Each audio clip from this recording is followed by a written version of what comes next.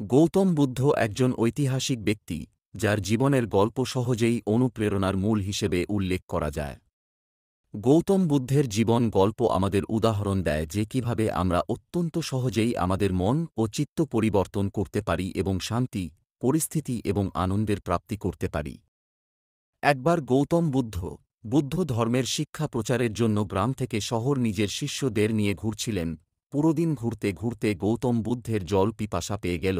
জল পিপাসা এতই বেড়ে গেল যে তিনি আর সহ্য করতে পারছিলেন না।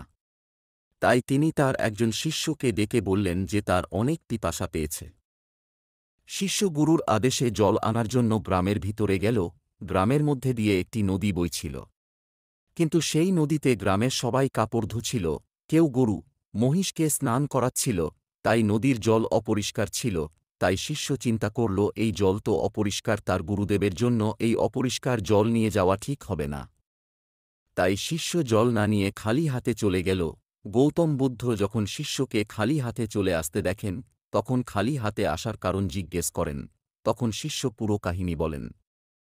এদিকে গুরুদেবের পিপাসাতে গলা শুকিয়ে যাচ্ছে। গৌতম বুদ্ধ তখন আরেকজন শিষ্যকে জল আনার জন্য বলেন। তখন সেই শিষ্য একটি মাটির পাত্রতে পরিষ্কার জল নিয়ে আসে। তা দেখে গৌতম বুদ্ধ অবাক হয়ে গেলেন এবং শিষ্যকে জিজ্ঞাসা করেন যে এই পরিষ্কার জল কোথায় পেল। তখন শিষ্য বলেন যে আমি যখন নদীর কিনারে জল আনার জন্য যাই দেখি সবাই নদীতে কাপড় ধুচ্ছিল, গরু, মহিষকে স্নান করেছিল। আমি নদীর কিনারে বসে গ্রামের সবার কাজ শেষ করার জন্য অপেক্ষা করছিলাম। সবাই কাজকর্ম শেষ করে যাওয়ার পর আমি জলের উপরে থাকা ময়লা জলের নিচে থিতিয়ে যাবার জন্য অপেক্ষা করছিলাম। যখন ময়লা জলের নিচে বসে যায়, তখন জল নিয়ে আসি।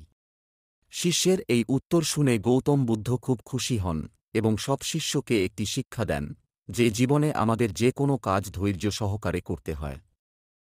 যে কোনো কাজ শুরু করার পরে প্রথমবারেই বিফল হলে কাজ ছেড়ে না দিয়ে আবার চেষ্টা করে যাওয়া উচিত।